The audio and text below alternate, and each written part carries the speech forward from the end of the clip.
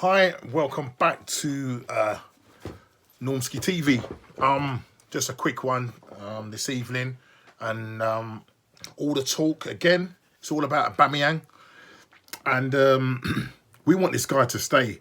I don't know if this is positive news, but I hope it is. Aubameyang's dad has come out on Insta or whatever he's posted, basically saying to his son, you know what to do, bro, in terms of signing the contract.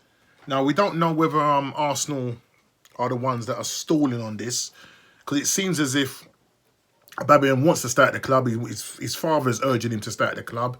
But yet Arsenal are yet to sit down properly with Aubameyang and thrash out this deal. Now, I know Aubameyang he's on 200,000 a week, and he wants more. And I don't know whether Arsenal are reluctant to give him that sort of deal with him.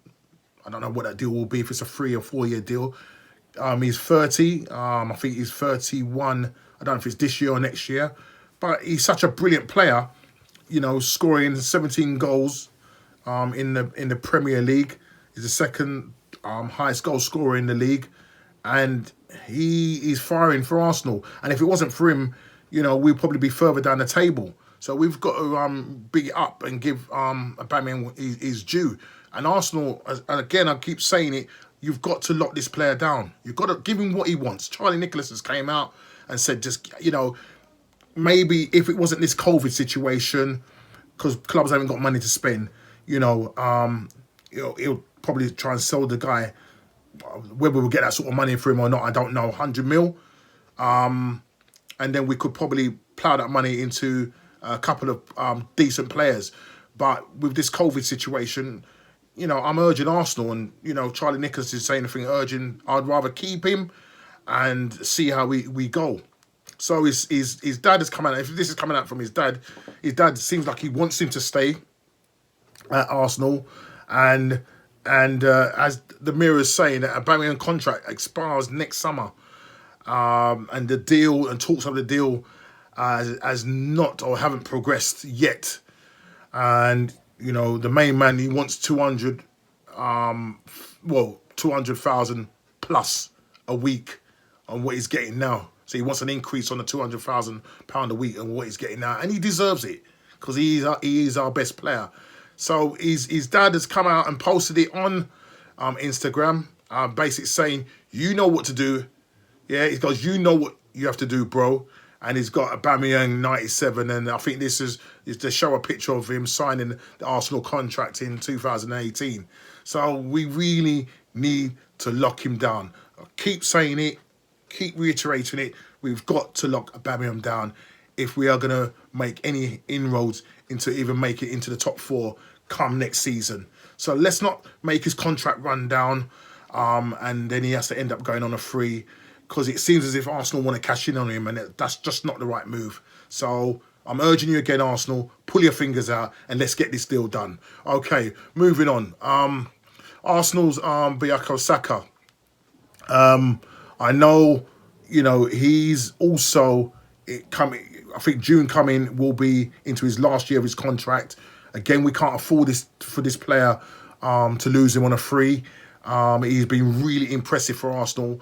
He's a left midfield, but he's been deployed in the left back position because both Kolasinac and Tierney have been out injured, and he's adapted to that role absolutely fantastic.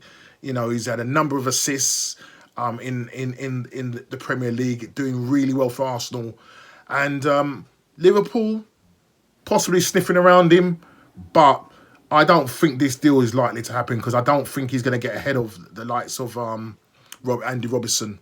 Don't think he's going to get ahead of him. And I personally think that Bukayo should ply his trade at Arsenal. I think he's got a lot going for him for the future, and he's going to be a player to look out for. He's doing so well. He's beyond his age. He's 18 years old, and he's doing absolutely fantastic for Arsenal. So we need, again, to tie him down. I think Arsenal will do that. I'm hearing news that they are in contract talks and that it's looking good. So hopefully Arsenal can get this deal done and get it sorted. He's on something like £3,000 to £5,000 a week. That's nothing. That's nothing for what he's doing. You know, you could easily triple his wages. He's a young guy, you know what I mean? And then game by game, season by season, you know, the bonuses on top of that, maybe on assists, goals. I don't know how his contract will be set out. But let's, again, lock down Bukayo Saka. He's been one of our best players for Arsenal this season, and we need to lock him down. Absolutely lock him down, big time. Coming on to Cedric Soares, who is on loan from Southampton, Portuguese player. He's right back who is half decent. He's 28 years old. He hasn't actually had a game yet for Arsenal because when he came on loan, he came injured. But, you know, he's loving life at Arsenal, even though he hasn't played a minute yet. But he's loving life in Arsenal. Portuguese fullback, I think, won the European Cup with Portugal in 2016. So he's a winner. He's played 138 made 138 appearances for Southampton, but of a late, you know, he hasn't featured much. He was out injured with ankle injury or knee injury, which kept him out for 6 months. But you know, he's moved to the Emirates, and I believe that and that happened in January 2019. I believe that, you know, he can be a very good backup to Bellerin. Very strong tackler, very good player, and I believe that he could do well for Arsenal. So, you know, hopefully he's looking to try and extend his loan deal to a permanent deal for Arsenal, and this is something that he's discussed with the Sun. So he said he's still getting to know Arteta. Arteta has already shown he has many qualities, and he's what he's saying about him is that he's a complete coach. So Cedric really likes his coach. He also goes on to say that he's concerned with all the areas of football, both psychological or physiological or psychological and tactical. So yeah, you know, let's see what happens. He would be a good backup because right now we've only got Bellerin. Doesn't seem like Ainsley Maitland-Niles is featuring much in that position, even though when Bellerin was out, Ainsley did come into his own and was doing quite well there. But soon as Bellerin got back into the team, we haven't really seen much of Ainsley Maitland-Niles, and maybe his future might not be at Arsenal. So we're hoping that we can sort out a right-back cover, and Cedric Soares, you know, it could possibly push Bellerin for that position. So again, let's see what happens. But for me, the big news is that, you know, Aubameyang has come out and said in an Instagram post, you know, come on, bro, you know, it's time to sign. It's time to sign. Who's holding up the deal?